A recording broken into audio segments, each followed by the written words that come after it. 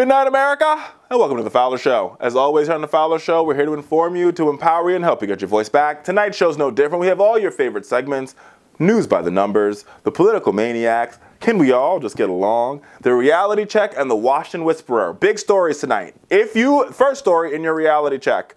If you have been living under a rock this week, President Trump delivered his State of the Union address to Congress and the American people. And, no surprise, the liar-in-chief used this opportunity to bend the truth, distort the facts, and tell some outright lies. But don't you worry, lovelies. We here at The Fowler Show, we're on the case. And let's get to it, and let's talk about what the president got right and what he got wrong. Let's start with the first thing the president said. Take a listen to the president talking about the African-American unemployment rate. And something I'm very proud of, African-American unemployment stands at the lowest rate ever recorded.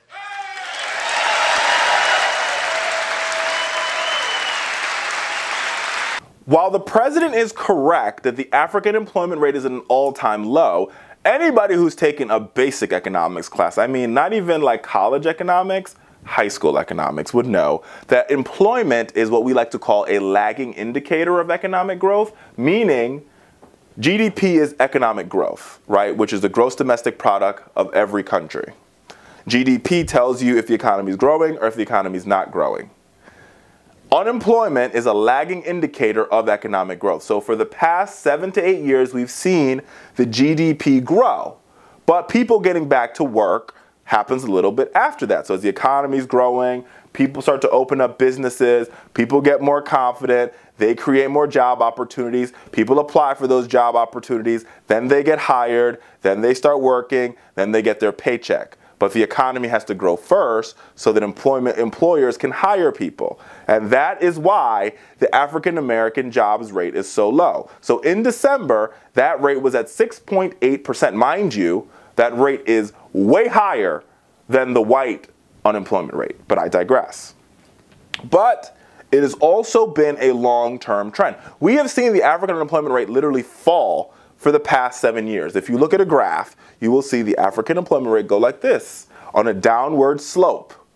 Meaning, President Trump has only been in office for what? I think we're at 13 months now? 12 months and 2 days, 12 months and 10 days. He cannot take credit for the fact that the African unemployment rate is the lowest possible, because the economy is not in a vacuum. The economy didn't begin when the president put his hand on the Bible last year. The economy is a continuous thing.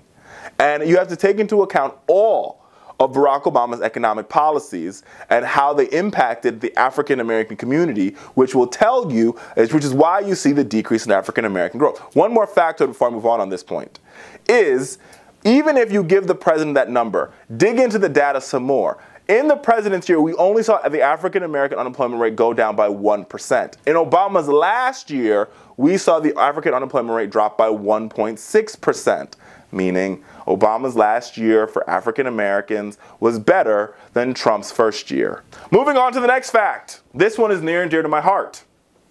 The auto industry and the Motor City and the city of Detroit. Let's listen to what the president had to say on this one.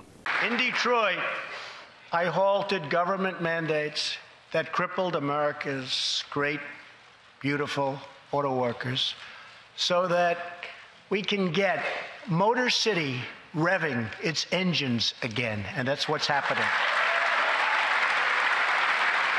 While the president is correct that there are new auto plants opening, there's not like they're shutting down all the plants in Mexico. So while Chrysler is moving production of its heavy-duty Ram pickup from Mexico to its existing Warren truck plant, it's not shutting down the site in Mexico, according to the AP.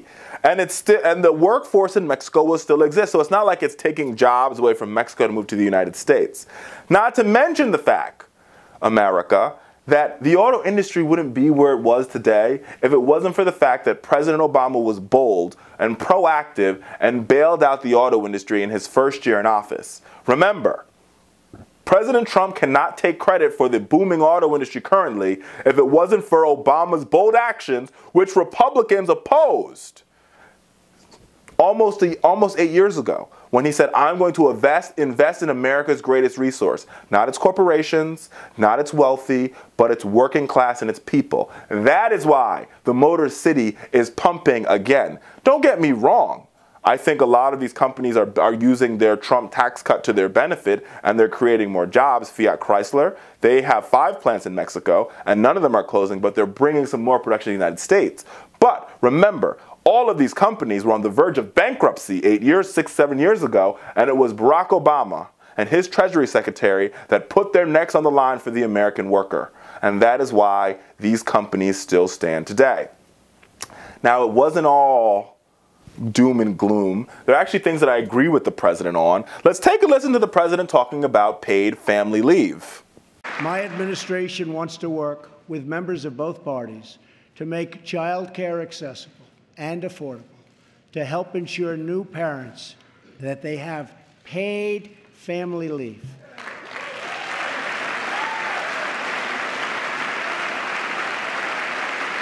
Now, folks, I got to tell you, I actually agree with the president on this point. And listen, I am not this partisan that says, oh, if I don't want Trump getting a success. If Trump is the only man that could get working class families paid family leave, so if you have a sick kid at home, you're able to take care of that kid without worrying about getting fired or about losing pay at work, then I'm all for it. And I said to a Republican friend of mine, I will go to the White House and stand with this president if he is meaningful about getting paid family leave. I will advocate for it.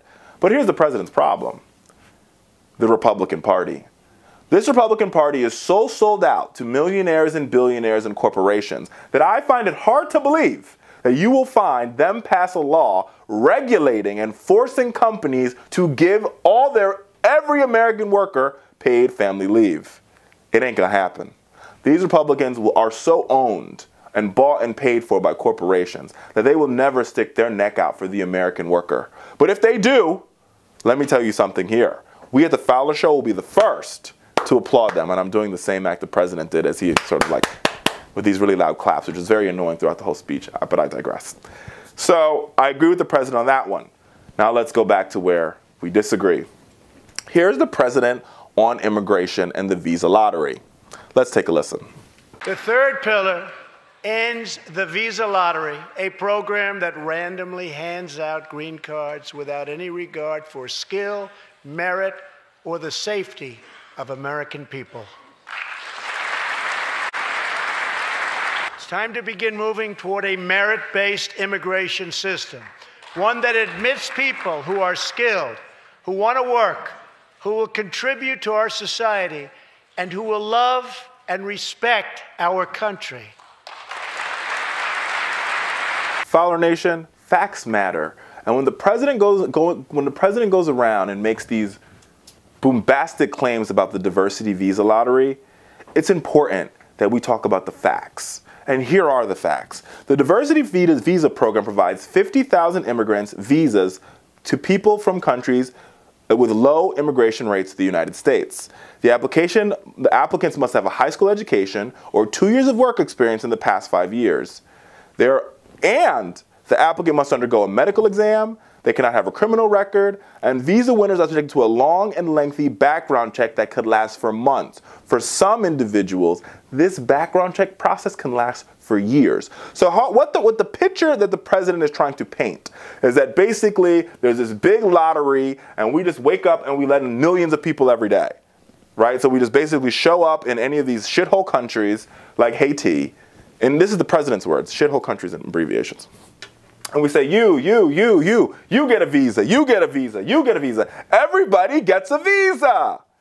Doesn't work like that. We only give out 50,000 of these visas, right? And just because you get a visa does not necessarily mean you come to America the next day. Because if you fail the background check, if you don't have the high school experience, if you fail the interview, if you don't pass the vetting, the extreme vetting, as the president would like to say, you don't come into this country. So the fact that we are getting rid of a program that has worked for decades is downright silly and even more stupid. And the reason why we're getting rid of it is because they've created a demagogue. They found one guy who's a maniac who committed an act of terror, and they're using that to punish entire continents and countries of people who want nothing more to achieve the American dream. This is not who we are as Americans, okay?